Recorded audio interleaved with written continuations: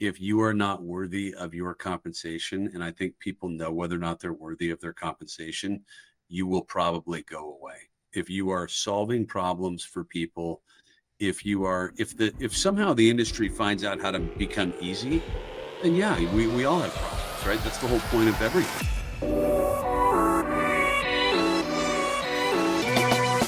Welcome to this week's episode of This Jess'd In. I'm Jess Uphoff, and here's my co-host, Elise Santani, and we're here with one of my favorite humans on the planet.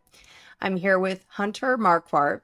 Hunter is a mortgage lender in Northern California, and he's not just a mortgage lender. He is a badass mortgage lender. He's been one of my mentors, one of my coaches, someone I respect a lot in the industry. And I think if you were to go survey a bunch of people that has been coached by Hunter, what we would all say in common is that Hunter's just a cool dude. He's authentic, he's smart, he's funny, he's just fun to be around. So Hunter, I'm so grateful for you coming on to this episode of our podcast, and I'm so excited to talk to you. My burning question is, real estate agents are going through a little bit of a bumpy ride, I think. Lenders went through it first. We went through commission compression. We kind of got our tails handed to us a little bit. I think, have stabilized, or the very good loan officers have stabilized. But I'm seeing real estate agents start to go through their own wave of choppiness. And I think they're looking for, how am I going to save myself, or how am I going to shift my business to be able to stabilize and continue to feed my family and have a P&L that's strong and continue to do good production with all these outside influences impacting my business. And so I want to ask you, what is your number one piece of advice from your vantage point? And let's just give a quick preview into Hunter's business. So Hunter has been a mortgage lender for how long, Hunter? 20 years. 20 years. Okay. So a 20-year veteran. This loan officer, branch manager, division leader, executive vice president, he's got a lot of titles.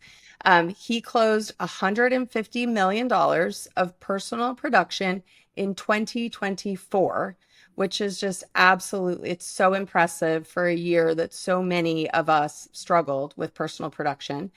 And he does that all while leading a region of cross-country mortgage.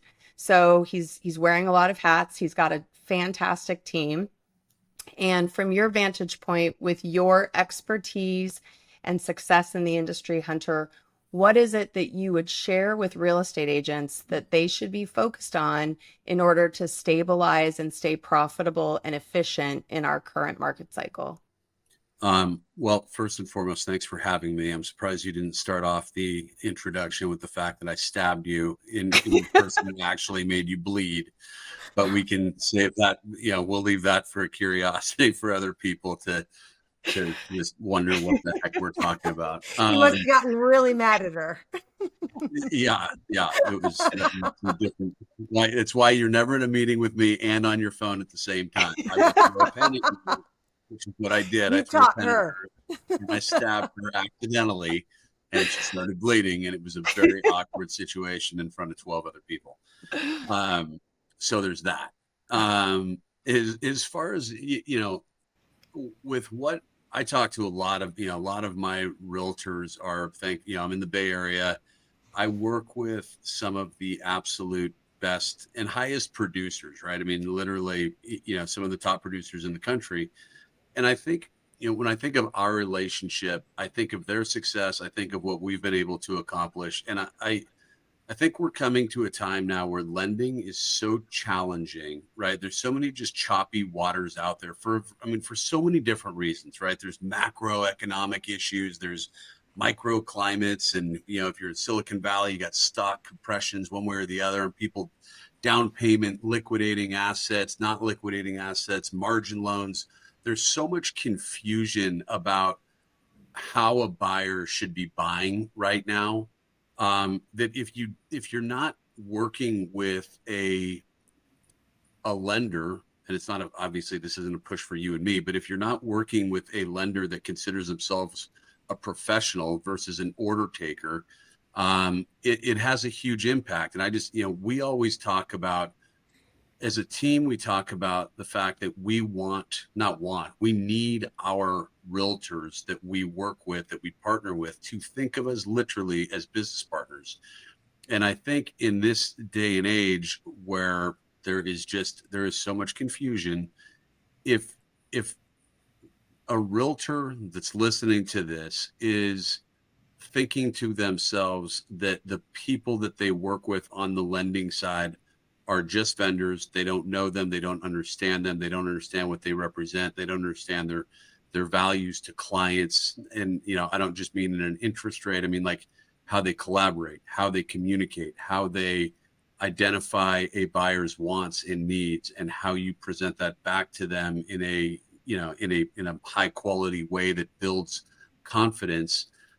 Then they need to change their mindset, or they need to change their lender relationship, because they have to be the most successful realtors I have that I work with, or even ones that I don't work with that I would love to work with, but they consider themselves and their lenders business partners to help buyers get into contract, right? Like we talk about just conversion ratios, right? And it's like you have to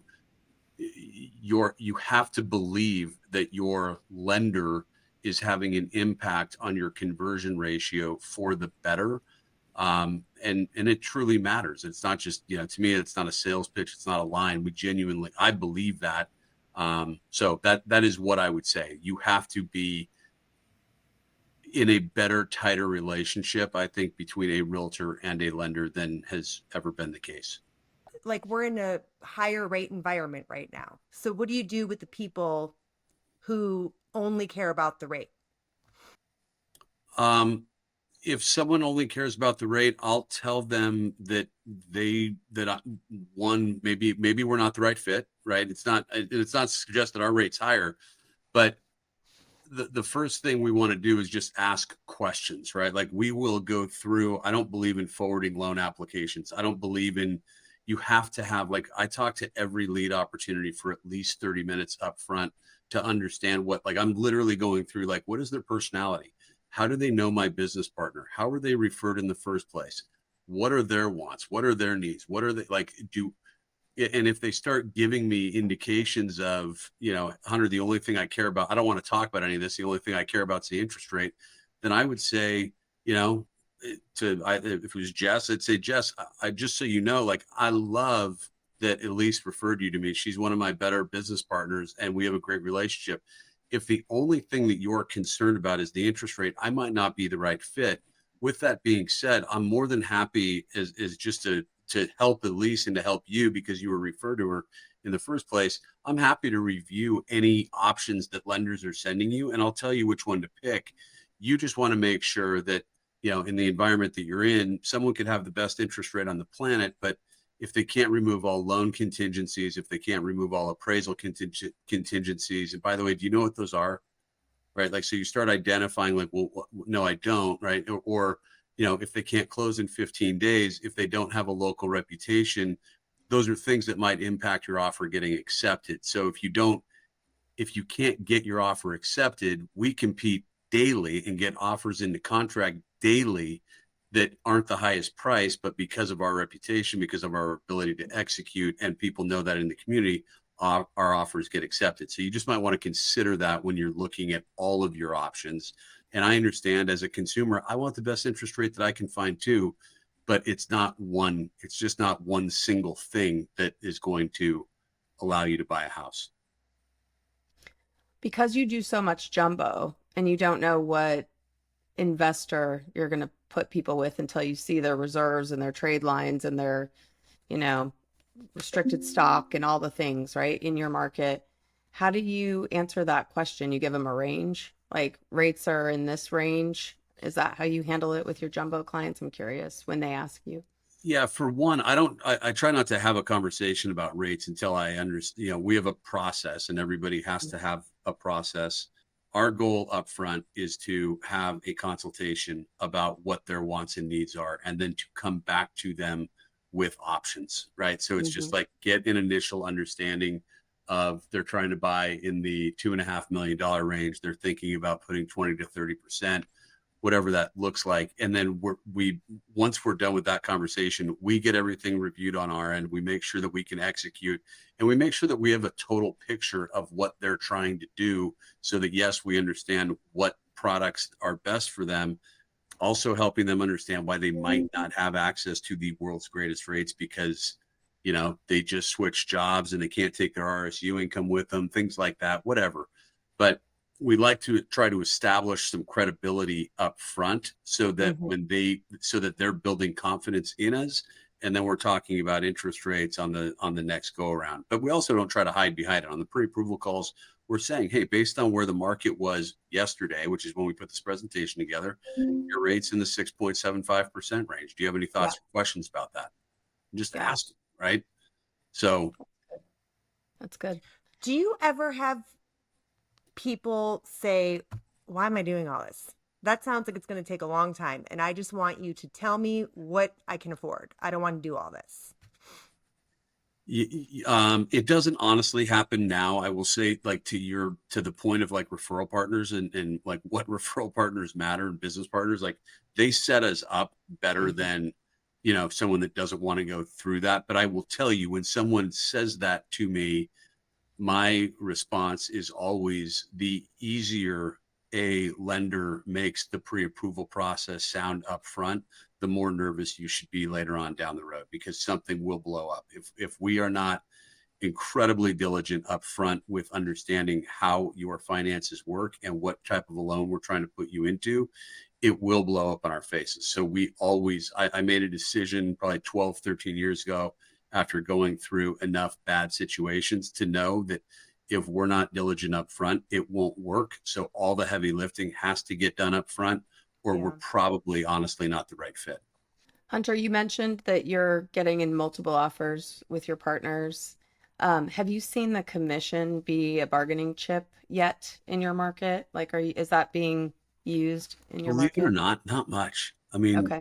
yeah, I have some really strong business partners. Like, we're making these, we like, when I give them my notes, one of them is, did compensation come up? Did buyer compensation come up? We have some great realtors that are like, if the listing side is offering 2.5%, they're charging 0.5 point. And we know that, again, going into the partnership as opposed to vendor, we're having conversations with them to say, hey, such and such, in this market, it's customary to charge 3% compensation. If the listing, if the seller is contributing 2.5%, we'll show you what that extra 0.5% looks like when you're working with X realtor, just so you can see the full presentation. And we'll have those conversations with the agent ahead of time to make sure that we're all on the same page, that we're going to have that conversation. But overall, no, we're not seeing it as much on the negotiation table. So 3% is being paid in your market on every. Not all the time. I mean, like, those are the strongest. I don't want to say strongest, like people that are listed that aren't, if you're getting 2.5, you're not strong. But you're getting 2, you're a big loser. Yeah, but I do have some that are, I mean, they're like, that's what we charge and that's what we're getting. But, I mean, if I had to take, I don't even know, but I mean, my guess is 75% of them are 2.5%. Okay. Good. So how does your team work? Like, you've done over $1 billion in loans. Not all of those people, I would imagine, are working with you personally, right? Do you have a team? How does it work? They're all talking to me. I mean, I don't know how. Yeah, I mean, that's a big thing for me, is that it's, I don't hide, like, I mean, I don't put loans, like other loan officers don't put loans under my name. I have an amazing team. I've got a business partner, Erica, who started off as my assistant 14 years ago. Now she's absolutely my 50-50 partner. It was like, I'm either at some point going to compete against her or, have her join me. But we are very, we're process. I'd say we're very process oriented, with a lot of purpose on the personal side of things. So we want people to feel like they are dealing with, like, that we understand how big this is. But yeah, I talk to every lead. We get an application, we gather all their documentation. I have a pre-approval specialist who I give very good detailed notes to about my conversation. Our pre-approval specialist then does the pre-approval based on all of the client's documentation that they sent in. They'll reach out if they have any questions on anything. Then we are scheduling a pre-approval call. We use Mortgage Coach. We go through a very detailed presentation on, typically 3 different scenarios based on price points for the client. We're walking through every number. We talk to them about, the fact that where people get really frustrated with lenders is just the fact that they don't, everything seems, going to your other point, everything seems super easy up front, and then you go into contract and all hell breaks loose. We want to make sure that there's no surprises. And, then once we actually get into contract, then there is another person that's involved on dotting the I's and crossing the T's and making sure that we get to the finish line. So, but yeah, I mean, we try to sit in our boxes and do a good job in them, and everybody has to trust and rely on one another. And there isn't really a weak link to us, which doesn't happen overnight. But yeah, I mean, I actually do. I talk to, unless I'm on vacation, I talk to 95% of our leads. Wow. So on the weekend, someone wants to write an offer. They're calling you. They are texting to start our office line, which then goes to 4 different people. And then one of us will get back to them. I do not have that perfected because I feel like at 50 years old, I'm getting too old to work weekends. But I mean, if I need to be, I will. If Erica's having a baby here pretty soon, so I'll be on, lockdown for 90 days period, just glued to my chair. But yeah, I mean, you have to, Now, by the way, it is interesting when you do. Not everything has to happen on the weekends, and not people that are writing offers on the weekends. That makes sense. The people that just happen to find us at 8 o'clock on a Sunday night because their existing lender isn't working, those are struggles because we're not going to, honestly, I'm to the point now where it's like, I'm not going to go through the effort to get you. We just did it. We just pre-approved someone on, Friday night at 5:30 p.m. so they can get an offer in, offer gets accepted. And then they go shopping on Monday morning. It's just like, why do we, when we know this doesn't work, that's the other thing. Like when something doesn't work, stop doing it. Right. Yeah. Like, I don't know how many times I have to learn that typically we have to support our business partners flat out, and we will.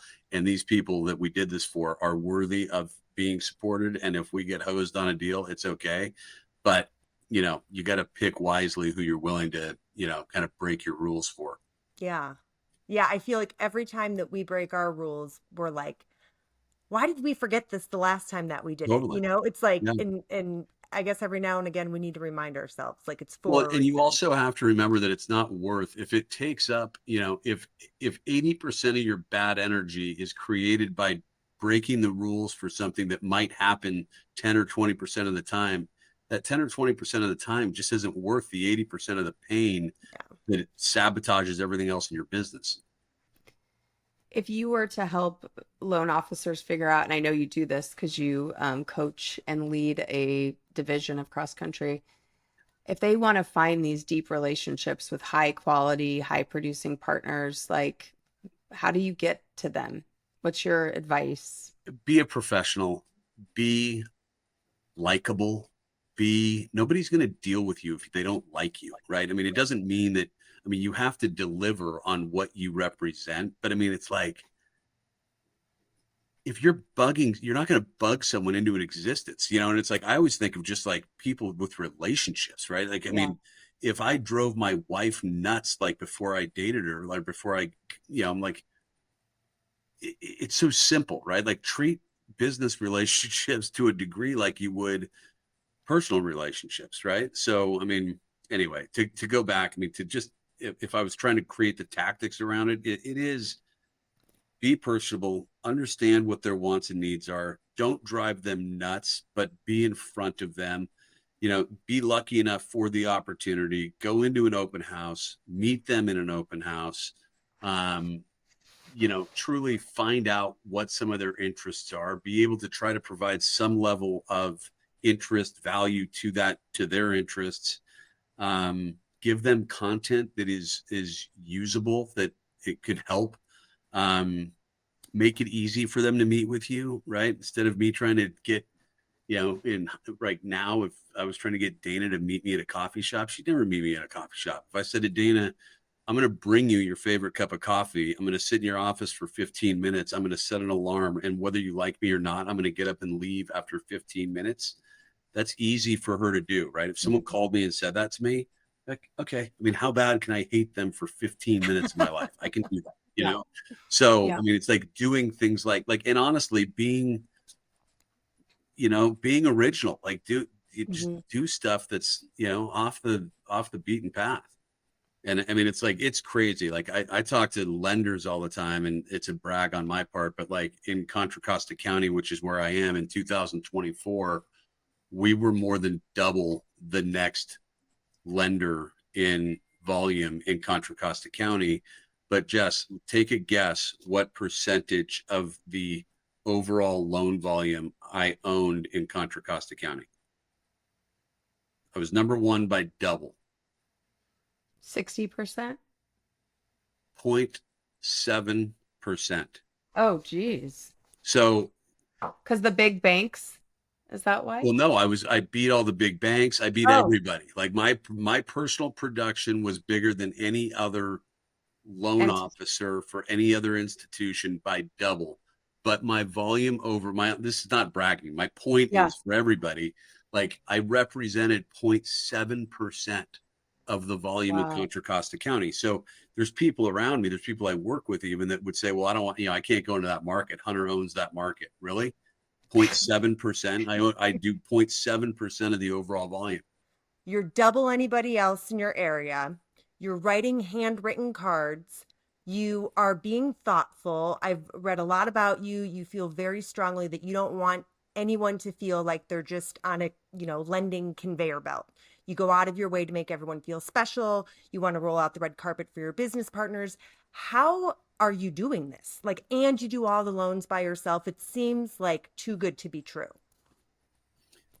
Yeah. I don't do the loans by myself. I just talk to every Wow, business. but you're the lender. All my leads. Yeah, I talk to all my leads. I talk to all my leads. I mean, if my team got up and left, I'd probably retire. So how many LOs do you have on your team? There's no LOs. So it's just literally like, I've got Erica, my business partner. I have a pre-approval specialist, and then I have 3 team members behind the scenes that help from contract to close. Five people.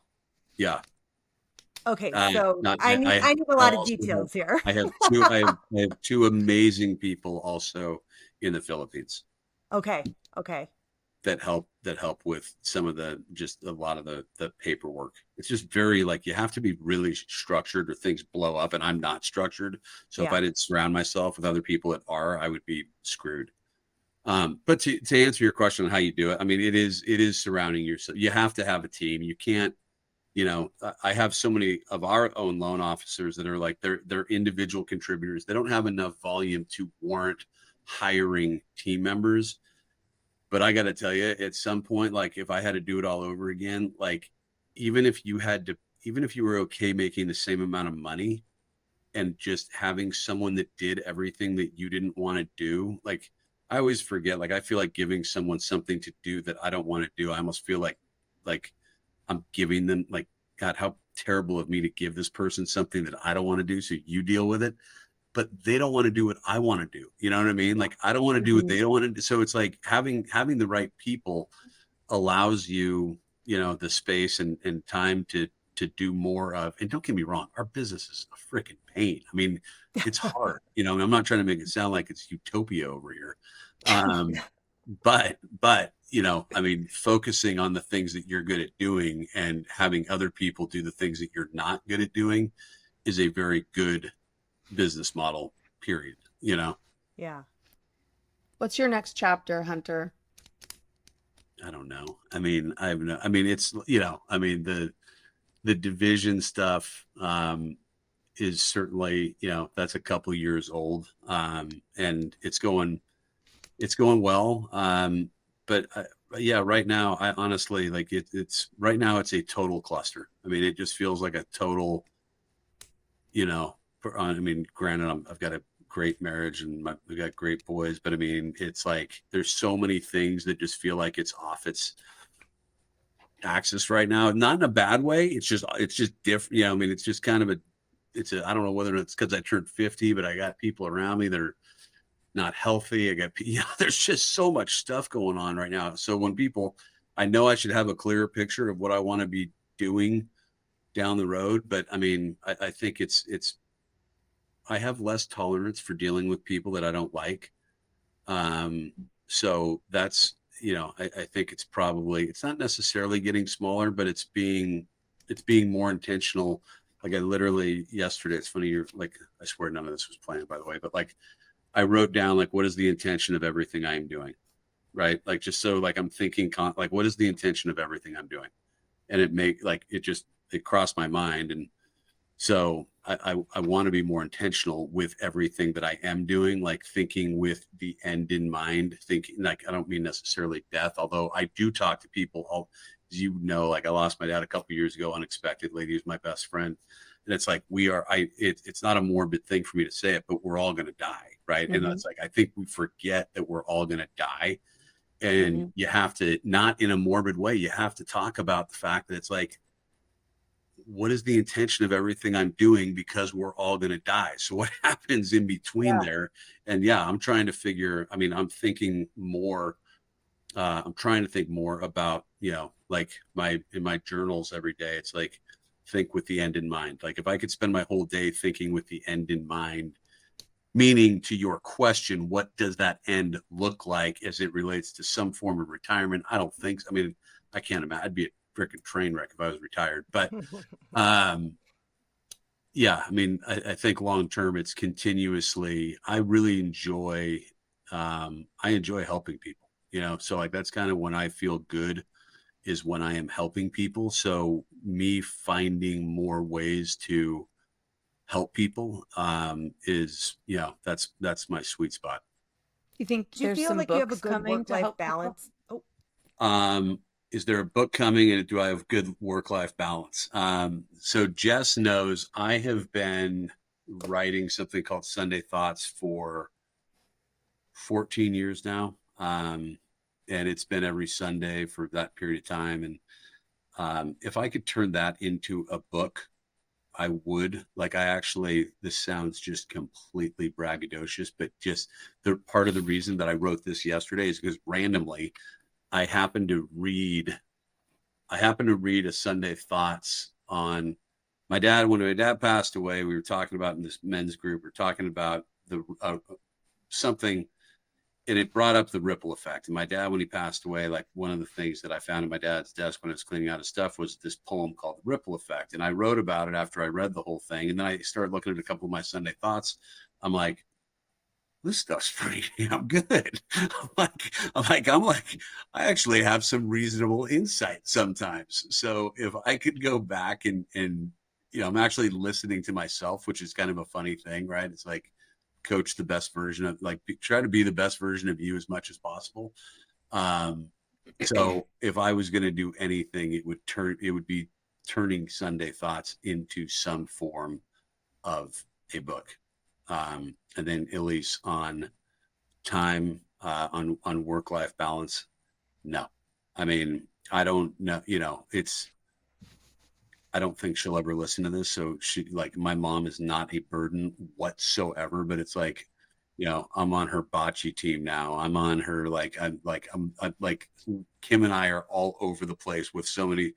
One of my sons plays college football down in San Diego, so it's like we're down there every other weekend, and then I'm up at 4 o'clock in the morning working, and then I mean, you got the weekend call. So yeah, I don't.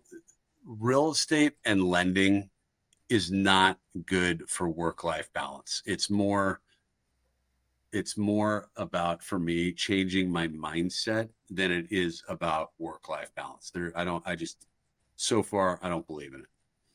I'm asking you this because in Sunday Thoughts in 2020, you were working with your coach, and your coach said you need to write a letter to yourself in 2025. So basically, you're writing as your future self in 2025. And you wrote it in 2020 from the perspective of yourself in 2025. And you had all of these things that you were going to accomplish and do, and how your life was going to be. And you were going to kind of circle back to that every week to help you stay on track. And I thought it was so cool when I was reading it. And so now here we are in 2025. Send it What to me. happened? Send it to me. Send it to me. Yeah, I'm trying to think if that was the letter that Jessica or Jess, were you at the summit when I was on stage? I don't know. I'm wondering if that's the one that I wrote. We're going to do a lot of things. You were going to weigh a certain amount. Your kids were going to be in college. So it sounds like you accomplished that. You talked a lot about peace, not control, not perfection, but peace. I think you've gotten there. Yeah, no, I mean honestly, I would have liked to. I wish I had. Like here's the same letter, like, but this one's 2030, so this one's 5 years out. Maybe I need to go. Maybe there's a theme here. Yeah, I got to look at the 2021. That's funny. It was really, really, really cool. And you said something about that you and your wife would probably be contemplating, do we buy a second home, or do we just go on all these? You were going to be going on a lot of vacations for 1 to 2 weeks at a time. Okay, so I will say this: we bought a house. We bought a little place in St. Helena. We're going to Europe in a month.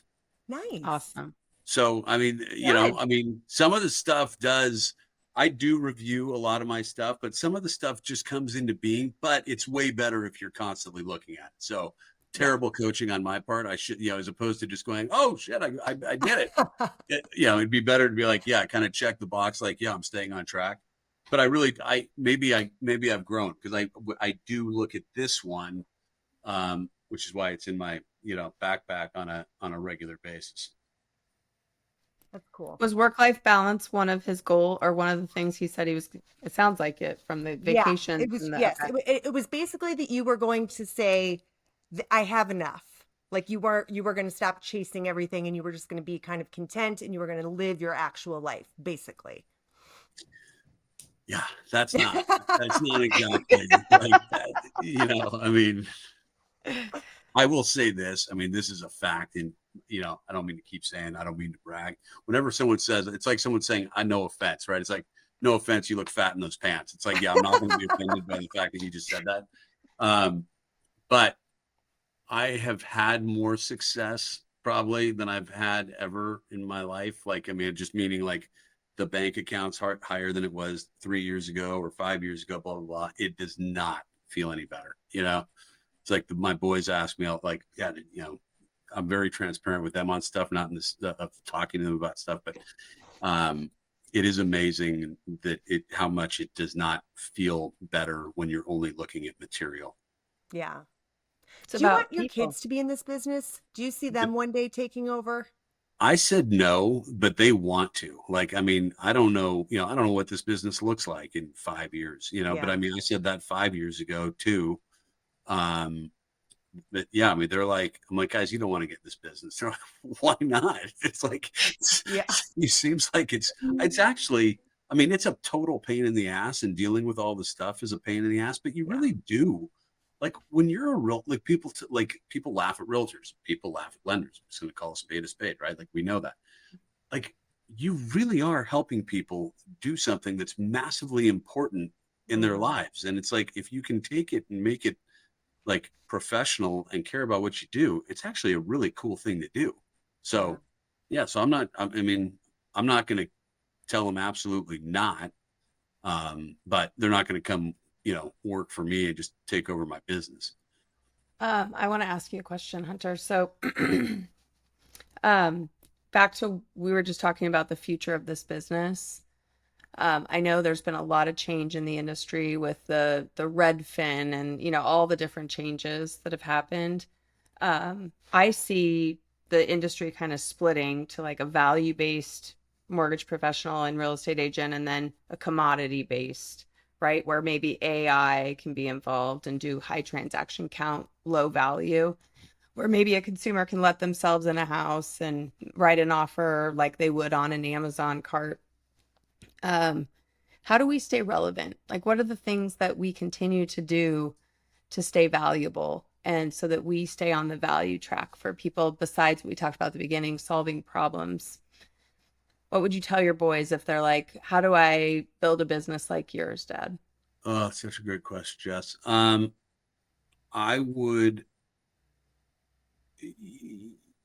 I think to your point, automation, AI, like it will have an impact on us, period. And I think if you are not worthy of your compensation, and I think people know whether or not they're worthy of their compensation, you will probably go away. If you are solving problems for people, if somehow the industry finds out how to become easy, then yeah, we all have problems, right? That's the whole point of everything, right? I mean, so it used to be stockbrokers made, thousands of dollars on a trade. Now they make $5 on a trade, right? So if our business in fact becomes easy, then I think we all have a challenge. In the meantime, when you solve problems that other people can't solve, when you create clarity for people, when you actually help people make decisions, like my dad used to always tell me, it's like, Hunter, a customer care representative just answers a call and hopefully takes care of the customer based on what they need. A ethical salesperson has an impact on a decision that someone makes. And I think if we're doing that, if we're helping someone make a decision, which sometimes the answer is no, not yes. I think that everything that goes into that is what keeps the longevity of our careers in this business going, which goes back to that original point of, do you genuinely believe you have a better chance of home ownership with me doing your loan? And if that answer is yes, we should work together. If that answer is no, we shouldn't. But what's actually underneath the process and the communication and everything that would warrant someone saying that to us, So Yeah. Staying relevant is just, I think it's giving a crap about what you do every day. I think it's being smarter than most people. It's about staying educated. It's about staying on top of things. It's about knowing what your value is and talking about that more and making sure that it's relevant.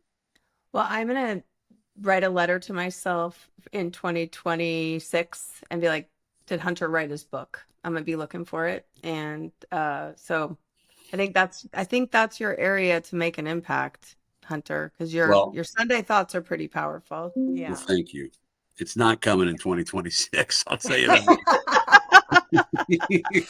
Put that on your 2030 plan. Yeah, exactly. It's in 2035. Yeah, no, I don't know when it's coming, Jess, but it's not coming next year. Okay. All right. Well, if you're ever in San Diego and you have time, I'm just a short 45 minutes north of there where your boys are going to school, and I would love to see you.